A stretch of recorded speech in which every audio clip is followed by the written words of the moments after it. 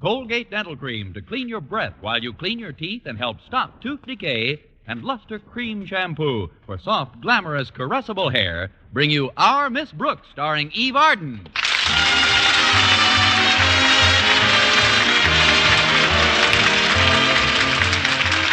It's time once again for another comedy episode of Our Miss Brooks, written by Al Lewis. Well, last Thursday was Thanksgiving Day, and most of us realized that we had quite a bit to be thankful for. Even our Miss Brooks, who teaches English at Madison High School. Yes, a holiday means a lot to me. First, it gives me an opportunity to relax and count my lack of blessings. And second, it offers a chance to catch up on several days' brooding. But this Thanksgiving was different. I knew it was going to be when I joined my landlady at breakfast last Wednesday morning. Good morning, Mrs. Davis. Did you have a nice night? Wonderful, Connie. I didn't sleep a wink. That sounds like fun. I was planning my menu for tomorrow. It's Thanksgiving, you know, and I wanted something special for Minerva and me. Minerva?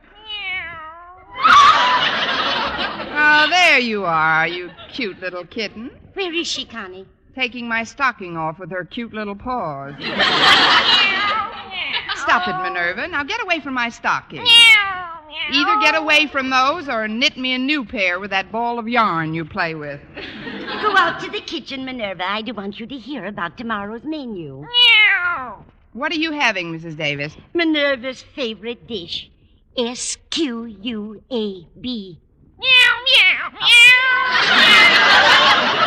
It doesn't do a bit of good to spell things out anymore. I guess she's too old for that.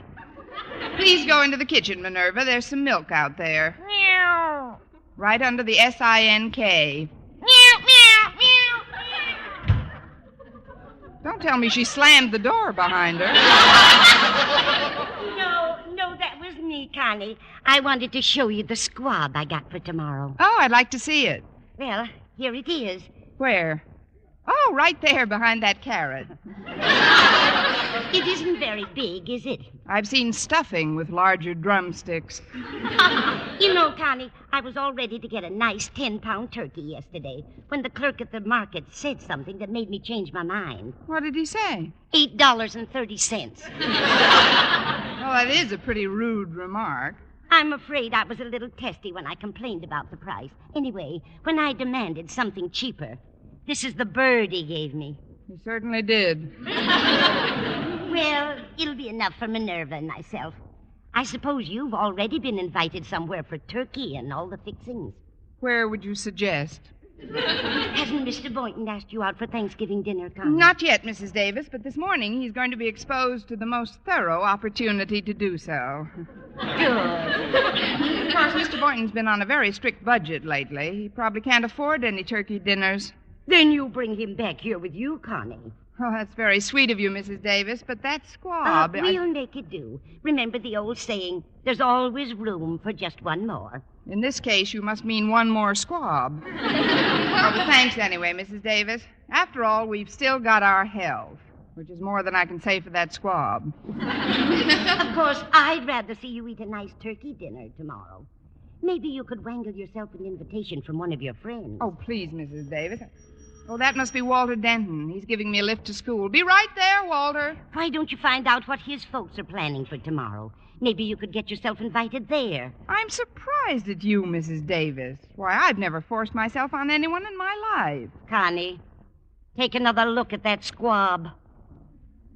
Like I say, Walter's mother may not know it yet, but there's always room for just one more.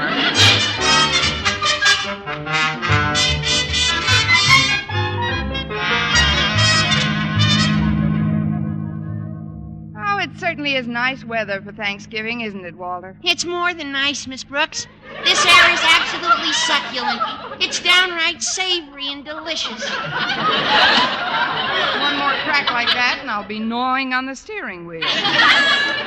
Tell me, Walter, how do you usually spend Thanksgiving? Well, usually, Mom cooks a big turkey and we have dinner around 4 o'clock in the afternoon.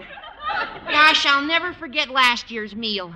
First, we had a fresh fruit cup, then some delicious vegetable soup, and then this big golden brown turkey was served with a special dressing made out of chestnuts and raisins and stuff, and You want to hear the rest of it, Miss Brooks? Certainly. Just pass me a blotter and keep talking. Well, I don't remember all the dishes, but the hot mince pie was really tops. And my mom is just about the best cook in this town. And like most good cooks, she probably prepares more food than she really needs. Oh, sure. Out of last year's turkey, the whole family had turkey, turkey giblets, turkey sandwiches, and turkey hash. That's because you didn't invite enough guests over for Thanksgiving dinner. You know, Walter, I've often thought that people who are so close to each other all year round should somehow manage to spend their holidays together as well. What kind of people are you talking about, Miss Brooks? Well, school teachers and students, for example. Who needs teachers on a holiday? I mean, most teachers you get enough of during school hours. Present company accepted, of course. Oh, you're a lot different, Miss Brooks. I know, I'm hungrier.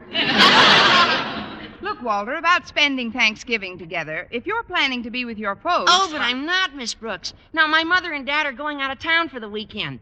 It's my Dad's first vacation in 2 years. Well, how come you're not leaving town with them? It's my Dad's first vacation in 2 years. Oh, he loves me, but he thinks I'm a little wearing in spots. So I'm staying over at Stretch Snodgrass's house until next week. Oh, I see. Then you'll have Thanksgiving dinner with Mr. and Mrs. Snodgrass. No, ma'am, they're going away with my folks. They're good friends, you know, just like Stretch and me. But, Miss Brooks, I think your idea about spending Thanksgiving together is swell. You do? Sure. And why don't you and Stretch and me have dinner tomorrow? Dinner? Well, that might be very nice, Walter. Oh, great. But Then Stretch and I'll be over to your place at 3 o'clock sharp. My place? Oh, yeah. That is, if you still want us. I wouldn't be without you. But, Walter, Mrs. Davis did the shopping yesterday, and there just weren't any good-sized turkeys left that she could afford. So what she bought was a very what she small... bought isn't important, Miss Brooks.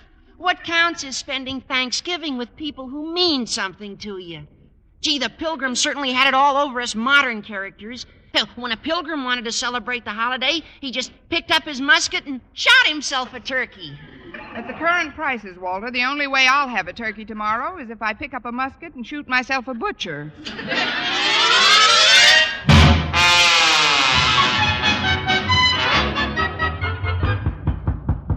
Come in. Good morning, Mr. Boynton. I just wanted to talk to you for a minute before your first class. Well, I'm glad you dropped in, Miss Brooks. I've got some rather exciting news this morning. I'll be glad to. What is it, Mr. Boynton? Well, do you remember the raffle ticket I bought last month in Marty's malt shop? Oh, on that green Adams hat with the red feather? No, on a Tom Turkey. They had the drawing last night, and I won. Isn't that wonderful? That is what I call the coincidence of all time. Coincidence? Why do you think I stopped by your laboratory this morning? Well, I don't know. To invite you over for Thanksgiving dinner tomorrow. Well, that is nice of you, Miss Brooks. I'll be happy to come over. About what time will you be expecting me? I'll be expecting you and Tom about noon. Tom? Oh, you mean the turkey. Well, I'm afraid he won't be with me, Miss Brooks. You see, at this very moment, the turkey is on a train headed upstate. Why? Did he get fed up with our climate? No, I sent him up to my folks' place. Unfortunately, I couldn't afford to visit my parents this year, but, well, now they'll have something to remind them of me anyhow. Must be a very tall turkey. What did he weigh, Mr. Boynton? Oh, about 18 pounds. Of course, what I'd do with an 18-pound turkey, I'll never know. Until tomorrow. Well, I'd better be running along now. On second thought, you needn't get to the house until 3 or 3:30. On third thought, you can back out of the whole thing if you want to.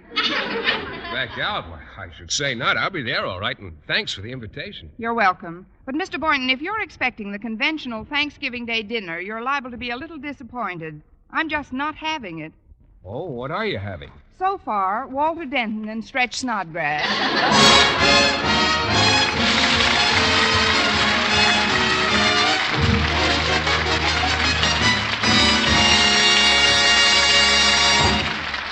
Our Miss Brooks, starring Eve Arden, will continue in just a moment. But first, here is Vern Smith.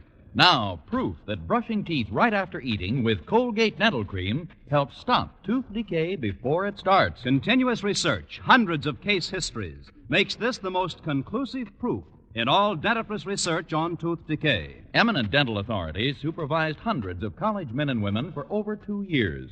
One group always brushed their teeth with Colgates right after eating. The other followed their usual dental care. The group using Colgate dental cream as directed, using Colgates exclusively, showed a startling reduction in average number of cavities, far less tooth decay. The other group developed new cavities at a much higher rate. No other dentifrice offers proof of these results. Modern research shows decay is caused by mouth acids, which are at their worst right after eating. Brushing teeth with Colgates as directed helps remove acids before they harm enamel. Yes, Colgates contains all the necessary ingredients, including an exclusive patented ingredient for effective daily dental care. So remember, always use Colgate dental cream to clean your breath while you clean your teeth and help stop tooth decay.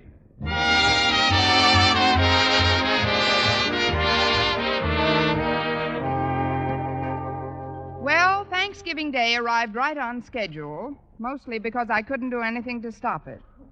After breakfast, I headed straight for the kitchen. There, I took a good look at Mrs. Davis's squab. Then I took an aspirin. Then I gave the squab an aspirin. Then I decided to make Mrs. Davis a full partner in my panic. Oh, this is terrible, Mrs. Davis. We can't possibly serve 5 people with this amount of food. Calm down, Connie. We'll make out some way. I've got cans of salmon in the house and some cheese and crackers and tidbits of one sort or another. But one doesn't serve tidbits for Thanksgiving dinner. Oh, I wish that bird looked bigger. Did you stuff him again since we last discussed it? I've stuffed him 5 times since then, Connie.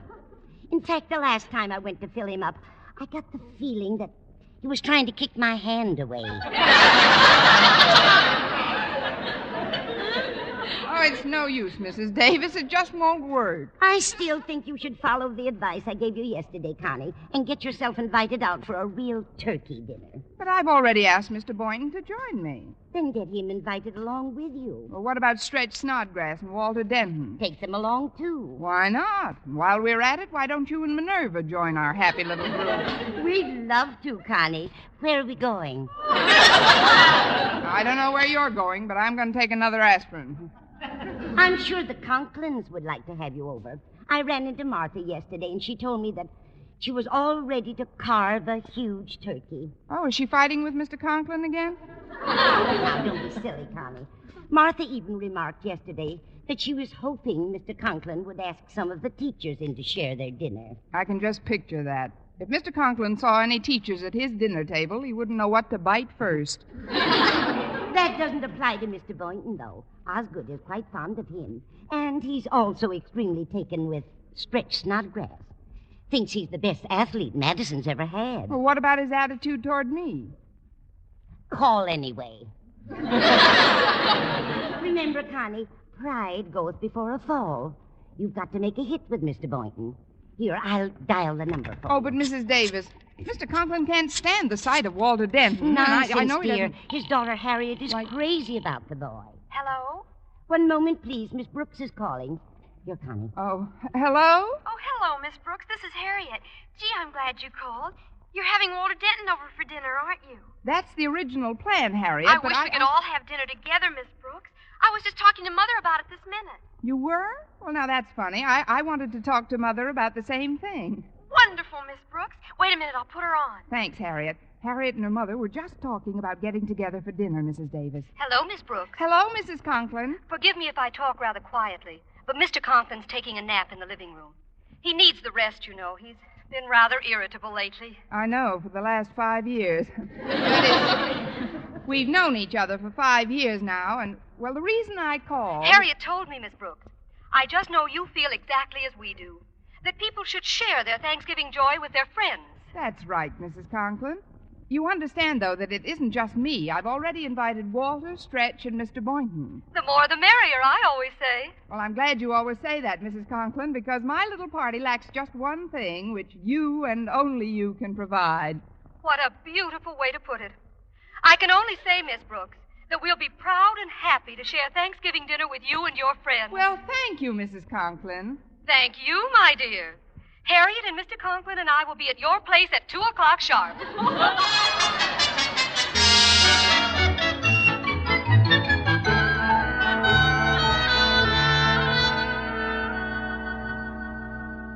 It's almost 1, Mother. Don't you think we should wake Daddy? In a minute, Harriet. Did you take our turkey down to the mission like I told you? Yes, Mother. I just got back. They certainly were grateful. The man said it would feed almost a dozen people who ordinarily would go without any Thanksgiving meal at all. Fine, dear. I know your father will be happy at the thought of sharing with our lesser privileged citizens.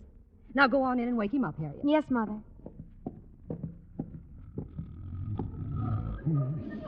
Daddy? Pass some more white meat, please. It's time to get up, Daddy. What? What's the matter? Oh, it's you, child. What time is it? 1 o'clock. How do you feel after your nap? Fine, Harriet, just fine. Except for one thing. What's that? I could eat my weight in wildcats. Martha! Oh, Martha! Yes, dear? What is it? Let's not wait till 2 o'clock for dinner. I'd like to eat right now. Oh, but Osgood, I saw that turkey in the oven when it was finished this morning, Martha, and I just can't get it out of my mind.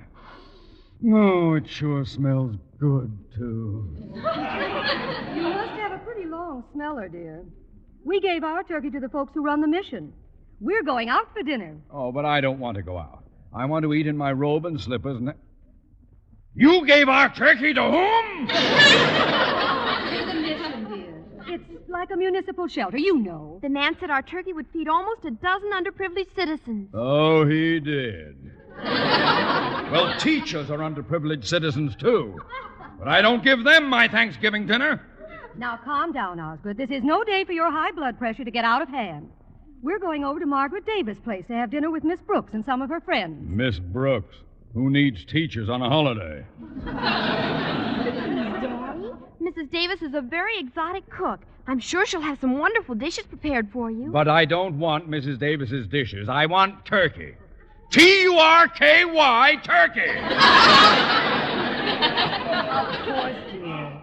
Now, everyone buys too much for Thanksgiving dinner. Otherwise, we'd have brought our turkey over to Miss Brooks. But as it is, think of the joy you're sharing with the people at the mission, Osgood. Joy my foot. The food at Miss Brooks' place had better be good today. Good? It had better be great!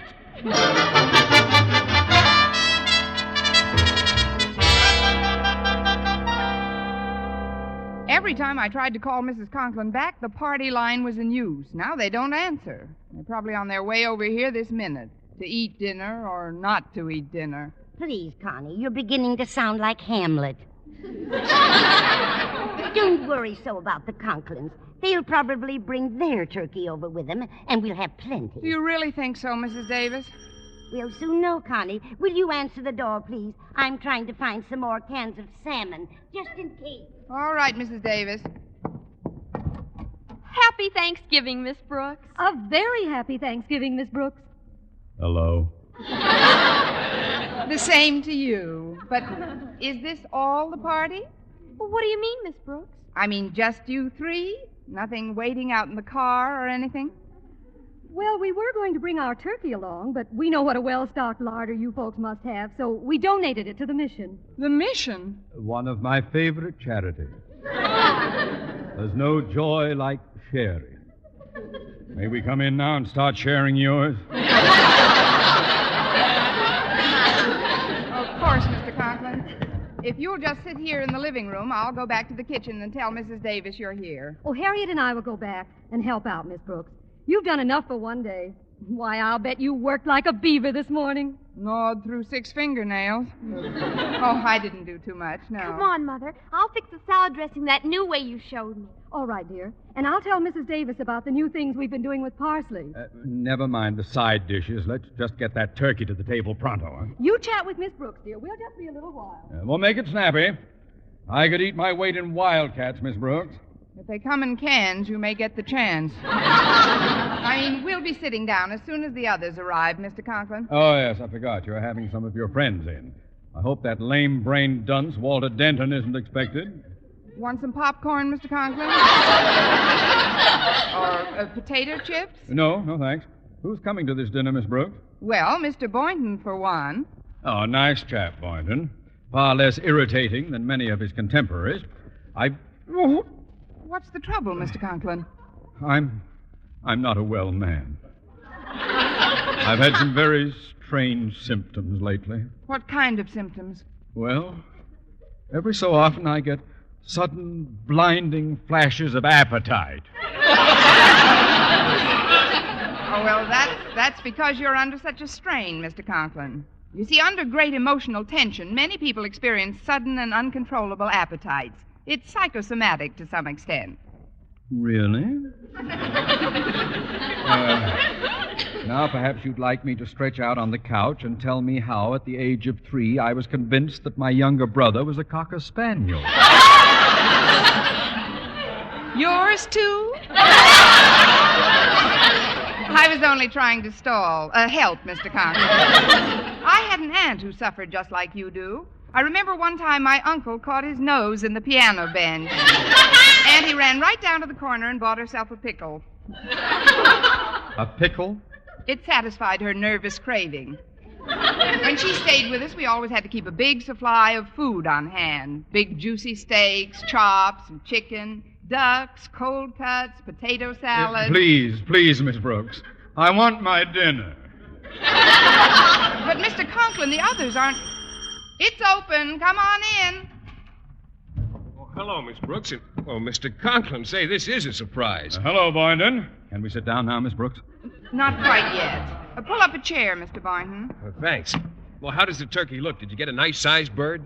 Well, to be honest, Mr. Boynton, our turkey may not be such a big bird, but I'm sure the party is going to be a very big turkey. Oh, I almost forgot. There are some salted peanuts in this dish, Mr. Conklin. One would almost think you were trying to destroy my appetite. But nothing can do that, Miss Brooks. Absolutely nothing. Well, the door was open, so I just breezed on in. Hi, Miss Brooks. Here comes nothing now. Huh? Oh, hi, Mr. Boynton, and Mr. Conklin. Hello, Denton. Miss Brooks, I've got some bad news for you. You'll have to get in line, Walter. What is it? Well, Stretch's aunt and uncle insisted that he have dinner with them today, so he can't possibly be here in time to eat with us. Isn't that awful? I'm absolutely devastated. Me too. Gosh, Miss Brooks, what'll we do with all the extra food that's left over? We'll eat it. Come and get it, folks. At last! Come on! May I escort you to the dining room, Miss Brooks? It won't be necessary, Mr. Boynton. I'll just follow Leo the lion.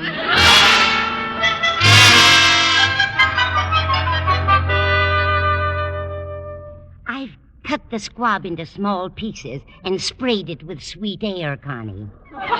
Nobody will know it isn't turkey.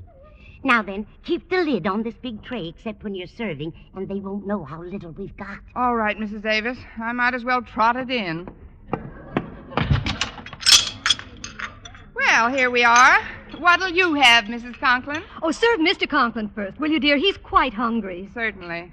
Mr. Conklin, what'll it be? I'll have a drumstick. A drumstick. Yes, sir. Here you are.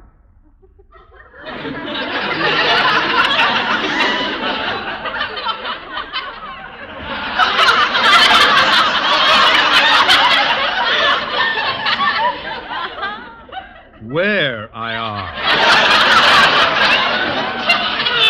The drumstick. This is it. You know what they say, the nearer the bone, the sweeter the meat. If this has any meat on it, it must be inside the bone. Well, this is a brand new breed of turkey, Mr. Conklin. They've been experimenting for years with this type on the theory that the shorter the legs, the larger the breast. Oh, then give me some of that. Yes, sir. Here it is. This is it? This it is. You see, when they were experimenting with the short legs, the breast didn't quite get the idea of what they were trying to do. Well, where are the wings? This bird didn't get his wings. He flunked out in basic training.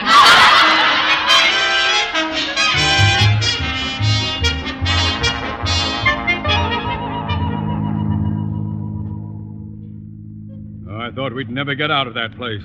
Fine dinner that was. Take it easy, Osgood. We'll stop off on our way home and get a bite somewhere. I thought the salmon was quite tasty. But, Mother, why do you suppose Miss Brooks took Mr. Boynton aside and then excused herself in the middle of the meal and left? Why, it was obvious, dear. Miss Brooks wanted us to have enough to eat. And to think we sent a beautiful 16-pound turkey to the mission. Everything happens for the best, dear. See, that's the mission right ahead of us. What a big line of people waiting to be fed. Doesn't it do your heart good to know that we Mother, can... look! That man with the 2 plates full of turkey. Yeah, full of my turkey. Why, it's Mr. Boynton.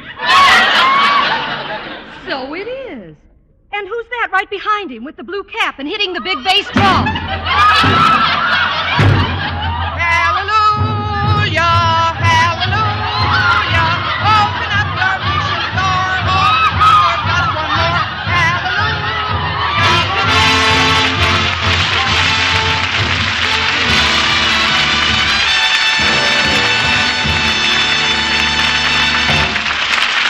Eve Arden as our Miss Brooks returns in just a moment, but first...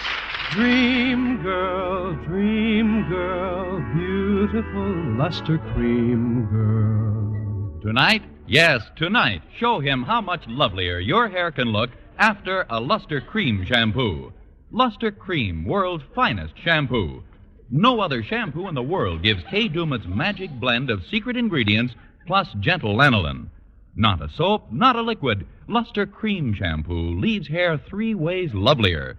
Fragrantly clean, free of loose dandruff, glistening with sheen, soft, manageable.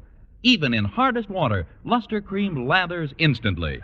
No special rinse needed after a Luster Cream shampoo. So gentle, Luster Cream is wonderful even for children's hair. Tonight, yes, tonight, try Luster Cream shampoo.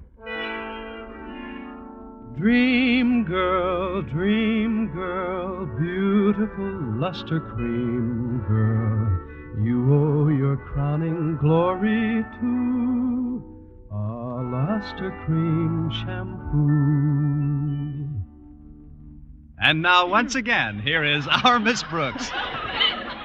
Well, after Mr. Boynton and I had helped to feed over 50 underprivileged citizens, including Mr. Boynton and me, we found out that we had enough money between us to take in a movie. But on our way to the Strand, Mr. Boynton suddenly stopped. Miss Brooks, helping out at the mission made me realize how lonely the most festive occasion can be if you're not sharing it with someone. You're so right, Mr. Boynton. I guess you and I are pretty fortunate. Oh, we certainly are. But I just remembered that there's another member of Madison's faculty who's all alone tonight and needs cheering up pretty badly. Let's do something about it, shall we, Miss Brooks? Oh, that's a wonderful idea, Mr. Boynton. I'm all for it. I suppose you're referring to our French colleague, Monsieur Leblanche. Oh, no, Miss Brooks. I was thinking of Miss Enright. Let's go pick her up right now. Who needs teachers on a holiday?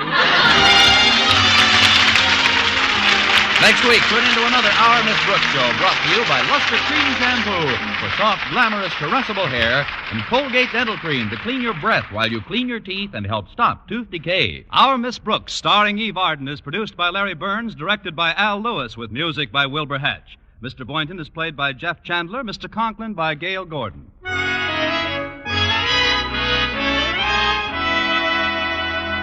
Here's good shaving news. 3 men out of every 4 can get more comfortable, actually smoother shaves with Palmolive brushless shaving cream. This is not just a claim. Here's the proof. 1,297 men tried the Palmolive brushless way to shave described on the tube. And no matter how they shaved before, 3 men out of every 4 got more comfortable, actually smoother shaves. Try Palmolive brushless yourself. See if you don't get more comfortable, actually smoother shaves the proved Palmolive brushless way. For mystery liberally sprinkled with laughs, listen to Mr. and Mrs. North. Tune in Tuesday evening over most of these same stations. And be with us again next week at the same time for another comedy episode of Our Miss Brooks. Bob Lamont speaking. This is CBS, the Columbia Broadcasting System.